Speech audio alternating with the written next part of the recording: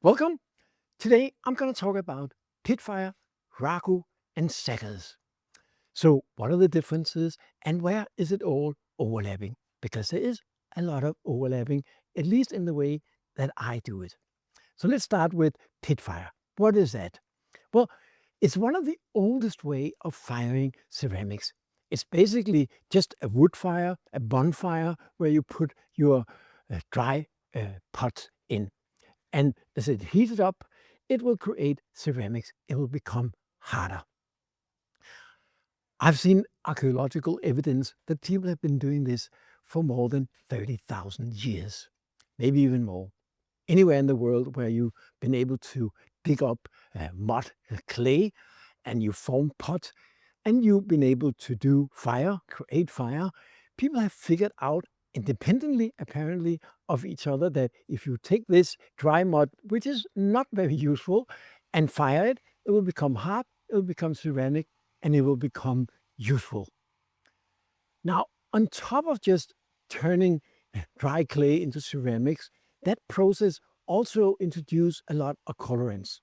It can be the carbon from the organic materials, the wood that you fire, but some organic materials also have other chemicals released when you fire it, and that can leave all kinds of different colors in interesting patterns. And that's what I think most of us love about pit fire today. Now, the other firing method that I want to talk about today is Raku. And of course, most often, Raku is associated with glazing pots and firing it in a Raku kiln and taking it out when it's still warm, so it kind of crackles, and putting it into a combustion box together with some organic materials like newspaper or sawdust to create these wonderful black stripes where the glaze are crackling. A Raku kiln could basically look very much like the kind of pit fire kiln that I'm using. I'm using an oil drum, but unlike the pit fire kiln that is just a pure oil drum, no insulation, the Raku kiln will most often, at least all the Raku kilns that I've seen, have some insulation to make sure that it doesn't decrease in temperature too fast when you turn off the heating component. And most often Raku kilns today is heated with gas. You can also heat it with coal or wood, something, but typically the firing chamber and the main chamber where you have the pot are separated, so you don't get the direct flames and the ashes and such on your pot in a Raku kiln. Another important difference between pit fire and Raku kiln firing is that in a Raku kiln, you control the heat, especially if you're using gas, of course, which most of us are doing in a Raku kiln. So you can very easily control the temperature curve, but also the endpoint, the top temperature that you reach. In a pit fire where we just fire with wood, it's very impossible to control it fully. We fire it as hot as we can, typically don't get any warmer than 800 degrees. In a Raku kiln, you can easily get to 900 or 1000 degrees, even more. So the controllability of the Raku kiln is very different from the wildfire that you do in pit fire. And now a few words about Saggar. I know there are different opinions about what a Saggar and a Saggar firing really is, but to me, Saggar is just a container. It's a way to wrap up your pot before you fire it. Originally, Saggars was invented to protect your pots from the ashes and flames from the coal or wood-fired kilns. But today, we actually use it with the opposite purpose.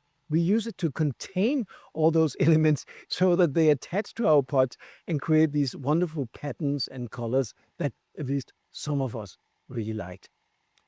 You can do saggars in many materials. I most often use tinfoil saggars because it's easy to wrap the tinfoil around your pot. But you can also do like they did in the old days and use a pot, a clay pot, a ceramic pot, and put your pots inside that. I also sometimes used a metal container to put my pots inside before I fire it. It is especially useful if you're dealing with more sensitive clay like porcelain, because it sort of protects it a little bit from the flames. But some people also use clay. So you basically take a slab of clay. So you roll out some clay and you wrap it around your pot. That keeps the saggar very close to your pot, and you can use less colorants and get the same kind of effects as you would using more colorants in a more open saggar. It all have different benefits. It all have different problems, and they produce different results. So do your own experience. Now, once you packed up your pot in a saggar, you can fire it in many ways. I fire it sometimes in a Pitfire, and I also do it in a Raku kiln. But you could also do it in an electric kiln, gas-fired kiln, or wood-fired kiln. So to me, a saggar is a way to prepare your pot. The firing is something else. Just like with glazes. You can use glazes on a pot, and you can fire it in a Raku kiln. You can fire it in an electric kiln, like most of us do. Or you can fire it in a gas-fired kiln or wood-fired kiln. But those two things, the application of glazes and the firing technique, are two separate things. Although, of course, they produce different results also. So what is the benefits of Pitfire, and when do I like to use a Raku kiln instead? Well, first of all, with a Pitfire, you're firing wood. And when you fire wood, it does create some smoke. Now, I will soon, hopefully, show you a new type of oil drum that I'm about to get created that will create much less smoke. But if you were like me, living in a residential area with neighbors around me that I really like and care for, you definitely don't want to create too much smoke. And if this is a problem for you, then a Raku kiln is a good option. It's a good alternative to firing with wood.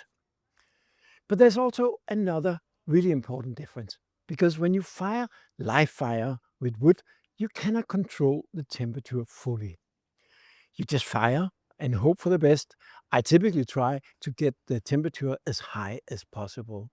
But in a Raku kiln, where you have a controlled mechanism for the heating, I use gas, like most people do. It's very easy to control the curve, so how fast it raises in temperature and what the end temperature is. And now there's a benefit to that, because for certain chemicals like cobalt, it needs to be very precisely around 900 to 950 degrees to get that wonderful blue color. And that's very difficult to get in a wood fire. Typically, we won't reach any more than 800, maybe 850 degrees in a wood fire, unless we fuel in a lot of oxygen. Then it can get a little bit warmer. But in a Raku kiln, we can control that heat and put it exactly where we want to get the color out of the cobalt that we are looking for. Another important difference is that it's much easier. I don't even think it's possible. I never tried it in a pit fire to pull out the pots when they are peaking in temperature. It's much easier in a Raku kiln. You just take off the lid and you take out your pot, typically with a tongue, of course, and you take it out, and then you can do something with it. So when do I do pit fire, and when do I do Raku, and when do I use saggars or not? Most of the things I've done with Pitfire, as you've probably seen in some of my videos, is with saggar and a Pitfire oil drum. So I wrap up my pots with different organic materials and salts and oxides and sulfates and whatever I choose to use to create the colors I want. And I wrap it up in tin foil and I put it and stack it in my oil drum and put wood in between and fire it. And let it fire until the next day, typically. And then when it's cooled down, take out the pots and clean them and so on. I get wonderful colors out of that. It's a little less controllable, so the patterns I get on the pots are a little more crazy, but I really, really like that. And of course, you get the smoke and the ashes and the flames also influencing how the pots look. In the Raku kiln, I often do some of the same things. So you can take a pot, color it with the colorants you want to use, wrap it up just the way you would do for Pitfire, but then instead put it into a Raku kiln. And as I said, if you're working in a garden like mine and you don't want to create any smoke, that is a really good option. But what I also do in a Raku kiln is that I make pots that are not wrapped in tin foil. and where I apply the colorants after I heat the pot. So one of the techniques you probably heard about is called obvar. It's an old Eastern European technique where you take your pot that is polished to high shine, and then you heat it up in the Raku kiln without applying any colorants. And once it reaches about 800 degrees, you take it out and you dip it in a mix of water and flour and sometimes yeast and sugar very shortly. And then to stop that process, you dip it into water. That creates some really interesting patterns that some people love a lot. But I also use it when I want to apply horsehair. So I do the same thing, heat up the pot with no colorants, take out the pot when it's 700-800 degrees, take it out and apply horsehairs to make these wonderful stripes on the pot. That can also be combined with different kinds of fuming. So again, you put in the pot in the Raku kiln, you heat it up to whatever degrees that works with the materials you're working with, and then you take it out and you spray these materials on. I've been using that a lot with ferric chloride. Spray it on the hot pot, and depending on the temperature of the pot, the colors can range from light yellow to dark red. Now, there is one warning that I want to give you here. It's very important. When you spray ferric chloride on a hot pot, ferric chloride is not very toxic. It is a little bit etching, so you should be careful with it that you don't get it in your eyes and not too much on your hands. But when you spray it on, the molecules split, so to speak, and there are some acid gases and some toxic gases that comes out of it. So you should always wear a proper mask that is made for that sort of fumes to protect yourself and your lungs. But that can create some really beautiful pots. And you can combine it. So you spray some ferric chloride and you apply horsehairs to get these combinations of the yellow and red colors and the horsehair stripes that turn out black. You can also combine the two, because sometimes I did pots where I was using cobalt first in a pit fire and created some really interesting patterns and some black smoke and stuff, but the blue didn't turn out as blue as I would like it to. So next, I took that pot into the Raku kiln, didn't do anything except heating it up to about 900 degrees and let it cool down slowly. That way, you get the beautiful blue colors from the cobalt because you got that top temperature, but you also have some of the wildness from the pit fire with the ashes and the flames and the smoke. You have to keep in mind, though, that the higher you heat it up in the Raku kiln, the more of the smoke patterns and the ashes on the pot that you got from the pit fire will burn away. But if you don't take it up too high, you can still maintain some of it and get a really beautiful combination. So this was just my input, my experience with these three different elements, and I interact with all of it all the time. And I hope that you found it inspirational, and hopefully you can go and try out more things. The great thing about this firing technique or these firing techniques is that it sort of inspire to experimentation. And you will, no matter if you follow my advices to the letter, get something different out of it. You get unique and interesting pots out of it. You'll probably also get some failures. I do that too.